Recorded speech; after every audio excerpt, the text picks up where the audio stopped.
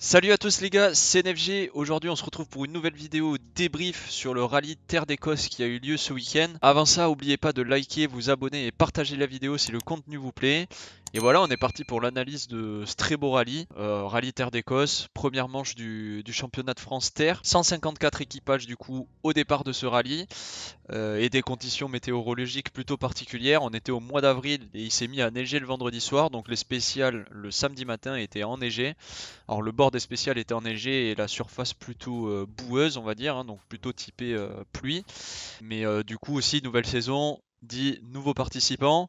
Donc on a toujours le casting, on va dire, de l'année dernière de la tête du classement. Cyril Ferraud, le champion en titre. Emmanuel Gascou qui est toujours sur sa Citroën C3 R5 qui avait fait une superbe saison l'année dernière avec une moitié de saison en Peugeot 207 S2000 et l'autre moitié du coup avec la Citroën C3. Benjamin Clémenceau au volant de sa i20 R5. Et après on a des nouveaux du coup, donc Mathieu Franceschi qui lui avait fait deux manches l'année dernière en R5 en fin d'année. Il avait gagné pas mal de rallyes en 208 dans sa catégorie. Jean-Baptiste Franceschi qui lui revient au volant d'une Mitsubishi R4 pour une manche du championnat de France Terre suite à son grave accident au rallye du Var. Donc pour se remettre un petit peu en jambes, voilà. Et après on a aussi d'autres outsiders, on va dire. Mathieu Margueillan avec une Skoda Fabia R5. François-Xavier Blanc qui lui est en Polo GTI R5. Et Florent Todeschini qui lui est en Fiesta Rally 2. Après une superbe saison l'année dernière en junior, en Fiesta Junior justement. Et voilà, donc très beau casting. Et on est parti du coup pour le premier point du rallye. Premier point du coup de cette vidéo, c'est un Mathieu Franceschi qui a été impérial du début jusqu'à la fin du rallye. Donc il a remporté son premier rallye de la saison, comme je l'ai dit, au volant d'une Skoda Fabia Rallye 2 Evo. Mais c'était pas gagné. Au début du rallye, c'est François-Xavier Blanc qui prend le scratch dès la première spéciale. Il se sortira lui à la spéciale numéro 3. Ce qui fait que Mathieu Franceschi prend le lead à ce moment-là. Malheureusement, à l'assistance, un problème électronique survient sur la voiture. La voiture ne redémarre pas. Il pointe en retard. C'était un peu la panique dans l'écurie à ce moment-là. Et du coup, je vous laisse avec une réaction de Mathieu à ce moment sur le rallye. On est à la fin de la première boucle. J'ai vu que tu avais eu des problèmes mécaniques du coup à l'arrivée. Apparemment, la voiture démarrait pas. Est-ce que tu peux nous en dire plus? Ouais, un petit souci mécanique, électronique. Et bon, on a pointé une minute en retard, donc ça nous fait 10 secondes de pénalité. D'accord. Donc on passe deuxième à 7 secondes de retard. Ok. Et c'est bon, la voiture marche. Nickel, parfait. Et du coup aussi, donc on a vu la sortie de François-Xavier. Comment tu as appréhendé ce rallye avec les conditions ce matin où c'était enneigé? Enfin, les routes n'étaient pas trop enneigées, mais c'était humide, tout ça. Est-ce que tu as appréhendé d'une manière particulière le rallye? Non, pas spécialement. Il fasse beau, pluie, neige, peu importe quand on conduit, ça va. Et c'est vrai que vu que la voiture est nouvelle et que tout est nouveau, il fallait quand même être un peu sur la retenue pour prendre le temps de découvrir les choses. Et pour l'instant, c'est ce qu'on fait. Et tout va bien. Ben, nickel. Merci beaucoup en tout cas pour ta participation. Donc voilà, problème électronique qui lui fait perdre 10 secondes. Gascou prend la tête, du coup, suite à ça. Donc pour le classement, ça fait Gascou, Franceschi, Margueillan, Todeschini. Mais voilà, Mathieu a attaqué tout le long du rallye et a quand même réussi à reprendre la première position suite à une erreur de Gascou, dont on reviendra juste après, qui doit abandonner malheureusement. Mais voilà, Mathieu Franceschi a gardé la tête tout au long du rallye suite à cette sortie de Gascou. Voilà, il a survolé, il a montré qu'il avait vraiment un très très gros niveau sur la terre et en 4 roues motrices. Malgré un Margueillan qui a bien bataillé lui aussi, on reviendra après. Mais voilà, Mathieu Franceschi, impérial, ça va assurer une très très bonne saison je pense de sa part et il y aura de la belle bataille parce que Gascou s'est bien défendu, vous allez le voir. Le deuxième point du coup c'est Emmanuel Gascou, très rapide mais qui malheureusement fait une erreur. Je vais vous laisser avec les images qu'il a postées lui-même sur Instagram pour vous montrer un petit peu puisqu'il n'y a pas de vidéo.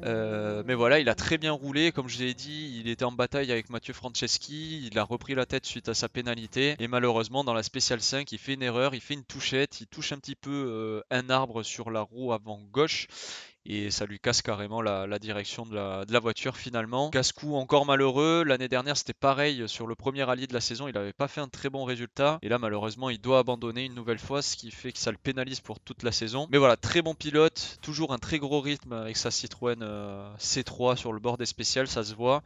Et voilà, on espère une belle bataille entre Mathieu Franceschi et Gascou tout au long de l'année. On verra bien du coup ce que nous réserve le rallye Castine dans peu de temps. Troisième fait marquant de ce rallye, c'est Mathieu Margueillan qui fait son retour du coup sur le championnat de France avec une Skoda Fabia R5 de première génération. En plus, il n'a pas toutes les ébauches sur sa voiture. Il a fini second du rallye et il a mis la pression tout le long sur Mathieu Franceschi. Ils sont restés à moins de 20 secondes à peu près, si je dis pas de bêtises, l'un et l'autre. Voilà, il finit le rallye à 11,4 secondes de Mathieu. Bon, sachant que Mathieu a pris une pénalité de 10 secondes, hein, je le rappelle. Mais franchement, très belle performance, il a très bien roulé. Ça s'est tenu tout le long du rallye, il n'y a pas eu d'écart qui s'est creusé. Honnêtement, très belle perf, je m'attendais pas à ce qu'il soit aussi haut dans le classement. Mais non, très propre. Il a été régulier tout au long du rallye, il a su profiter, on va dire, des mésaventures de François-Xavier Blanc et Emmanuel Gascou. Ce qui fait qu'à l'arrivée, au final, il se retrouve avec une très belle seconde place. Et à voir si on le retrouve sur les manches précédentes. J'ai pas d'infos à ce sujet-là, mais voilà, ça promet du bon pour la suite du championnat. Quatrième point, les gars, c'est la performance de Florent Todeschini au volant de sa Fiesta Rally 2.